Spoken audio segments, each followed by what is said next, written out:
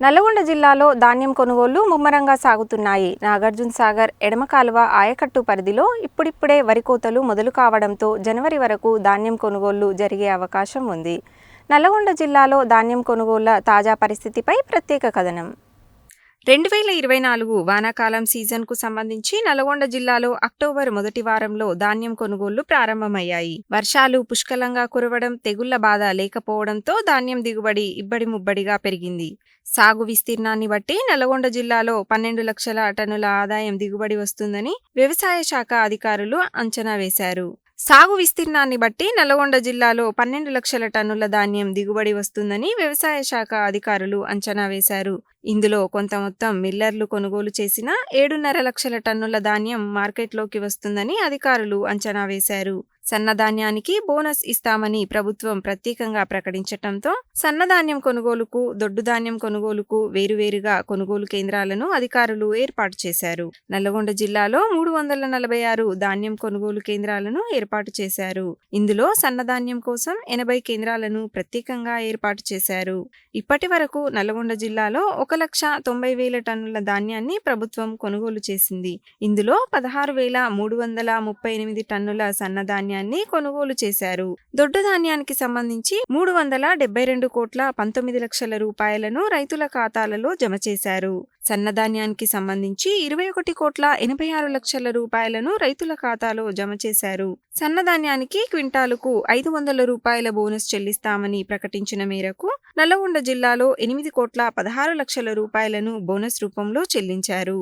Non ఆయకట్టు ప్రాంతంలో వరి కోతలు దాదాపుగా పూర్తి కాగా నీటి విడుదలలో ఆలస్యం కారణంగా ఆయకట్టు ప్రాంతంలో వరి కోతలు ఇప్పుడిప్పుడే ప్రారంభమయ్యాయి. ఇవి జనవరి వరకు కొనసాగే అవకాశం ఉన్నందున ధాన్యం కొనుగోళ్లు సైతం జనవరి వరకు జరిగే అవకాశం ఉంది. అయితే అధికారులు అంచనా వేసినట్లుగా ఆశించిన మేరకు కొనుగోలు కేంద్రాలకు ధాన్యం రాలేదు. బహిరంగ మార్కెట్లో తేమ, తాలు వంటి నిబంధనలు లేకపోవడం, సన్నధాన్యానికి మద్దతు ధర కంటే అధిక ధర వస్తుండడం వంటి కారణాలతో రైతులు కొనుగోలు కేంద్రాలకు ధాన్యాన్ని పెద్దగా తీసుకురాలేదు.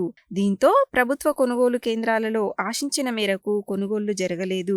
మిల్లర్లు మద్దతు ధర కంటే తక్కువ చెల్లించకుండా జిల్లా కలెక్టర్ ఆధ్వర్యంలో అధికార యంత్రాంగం ఎప్పటికప్పుడు సమీక్షా సమావేశాలు ఏర్పాటు చేసి పర్యవేక్షణ చేస్తుండటంతో మద్దతు ధరకు మించి ధాన్యానికి ధరను చెల్లించారు. దీంతో జిల్లాల్లో ధాన్యం కొనుగోళ్లు సాఫీగా సాగిపోయాయి. ఆరంభంలో కొన్ని ఇబ్బందులు తలెత్తినప్పటికీ వాటిని జిల్లా అధికార యంత్రాంగం సమిష్టి కృషితో అధిగమించి కొనుగోళ్లను వేగవంతం చేసింది. దీంతో నాన్ ఆయకట్టు ప్రాంతంలో ధాన్యం కొనుగోళ్లు దాదాపుగా పూర్తి కావచ్చాయి.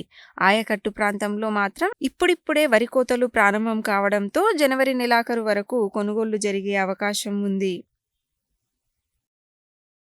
తెలంగాణ రాష్ట్ర ప్రభుత్వ ఆదేశాల ప్రకారం మీ అందరికి తెలిసిందే, మనకు ఖరీఫ్ 2024-25 సంవత్సరానికి సంబంధించి ధాన్యం కొనుగోలు అనేది మనం అక్టోబర్ ఫస్ట్ వీక్ నుంచి మొదలు పెట్టడం జరిగింది. సో మనం రాష్ట్రంలోనే మొట్టమొదటిసారిగా నల్గొండ జిల్లాలో గౌరవ R&B మినిస్టర్ గారి చేతుల మీదుగా మన నల్గొండ మండలం ఆర్జాలబావిలో కేంద్రాన్ని ప్రారంభించుకోవడం జరిగింది. సో ఇప్పటి వరకు 1,90,000 టన్నుల ధాన్యాన్ని కొనుగోలు చేసేసి మనం మిల్లులకు తరలింపు చేయడం జరిగింది. అదేవిధంగా దాంట్లో సన్నధాన్యం వచ్చేసి 16,338 టన్నులు మనం ధాన్యాన్ని కొనుగోలు చేసేసి భద్రత నిమిత్తం దగ్గరలో ఉన్నటువంటి మిల్లులకు చేరవేయడం జరిగింది.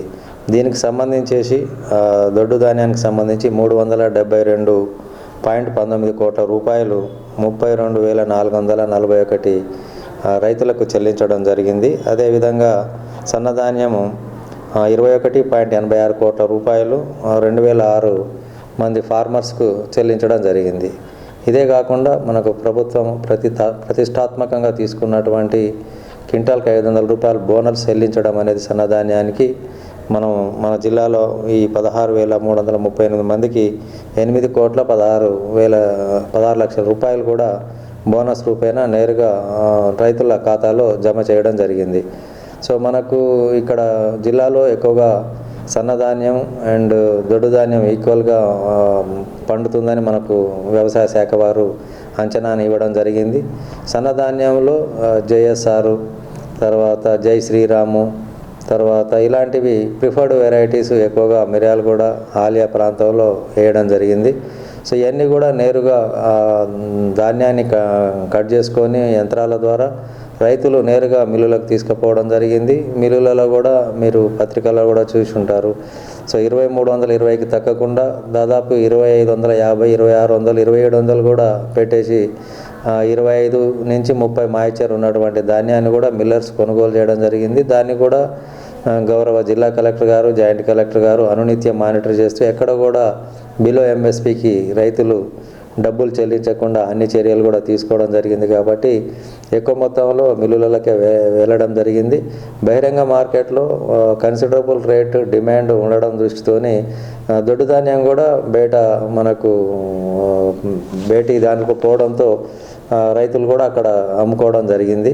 సో మన కేంద్రాలు 346 ఓపెన్ చేయడం జరిగింది. దీంట్లో 80 కేంద్రాలు ప్రత్యేకంగా సన్నధాన్యం కొనుగోలు చేయడానికి కూడా ఏర్పాటు చేయడం జరిగింది. అన్ని కేంద్రాల్లో కూడా సన్నధాన్యం కొనుగోలు అనేది ప్రారంభించడం జరిగింది. సో రైతులు ఎక్కడ కూడా మధ్య దళాలను నమ్మి మోసపోకుండా వ్యాపారస్తుల కాడికి పోయి తక్కువ రేటు కాకుండా మనమైతే అన్ని ఏర్పాట్లు జిల్లాలో గౌరవ జిల్లా కలెక్టర్ గారి ప్రణాళిక ప్రకారం జాయింట్ కలెక్టర్ అనునిత్యము చేస్తూ, అదేవిధంగా గౌరవ మంత్రి గారు కూడా ఇప్పటికే 2-3 సార్లు మనకు ధాన్యం కొనుగోలు మీద సమీక్ష చేశారు. మొదట కొంత వర్షాభావం ఉండడం వల్ల, అదేవిధంగా మిల్లర్లు కొంచెం స్ట్రైక్లో ఉండడం వల్ల కొంత లేట్ అయినప్పటికీ కూడా తర్వాత సాఫీగా ధాన్యం కొనుగోలు అనేవి జరుగుతూ ఉన్నాయి. జనరల్గా 31 డిసెంబర్తోనే ఈ ధాన్యం కొనుగోలు అనేవి ముగించాలి. కానీ కొంత వాటర్ అనేది లేటుగా రావడంతో మనకు జనవరి 15 వరకు కూడా ఇవి కోతలు అనేవి పోయే అవకాశం ఉంటుంది. ఇప్పుడు కూడా కొన్ని ఏరియాలలో త్రిపురారం, ఆలియా అలాంటి మిర్యాలగూడ ఏరియాలలో ఇంకా కోతలనే ఇప్పుడిప్పుడే స్టార్ట్ అవుతూ ఉన్నాయి. కాబట్టి చివరి రైతు ధాన్యం తీసుకొచ్చి అమ్మేంత వరకు కేంద్రాలని ముగించడం అనేది జరగదు. సో ఏ రైతు అయినా కూడా తీసుకొని వచ్చేసేసి మద్దతు ధర ప్లస్ సన్నధాన్యానికి అయితే మద్దతు ధరతో పాటు బోనస్ని పొందాల్సినటువంటి అవసరం ఉంది.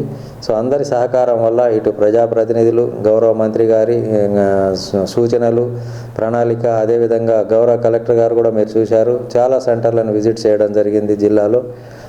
అదేవిధంగా జిల్లా జాయింట్ కలెక్టర్ గారు, ఇటు డిఎస్ఓ, డిఎం అండ్ ఇటు మన ఏజెన్సీలు అయినటువంటి డీసీఓ గారు, పీడీడీఐడే గారు అందరూ కూడా అనునిత్యం సెంటర్లలో మానిటర్ చేస్తే ఎక్కడ కూడా రైతులకు ఇబ్బంది కలగకుండా, సెంటర్లో ఇబ్బంది కలగకుండా, వర్షాలు వచ్చినా తడవకుండా అన్ని చర్యలు కూడా తీసుకున్నాం కనుక నల్గొండ జిల్లాలో ఖరీఫ్ ధాన్యం కొనుగోలు అనేది సాఫీగా జరుగుతూ ఉన్నాయి ఇప్పటి వరకు. ఇంకా వచ్చే 10-15 డేస్లో కూడా మనకు అప్రమత్తంగా ఉండేసేసి కొనుగోలు అనేది కంటిన్యూ చేయడం జరుగుతుందని తెలియజేయడం జరుగుతుంది.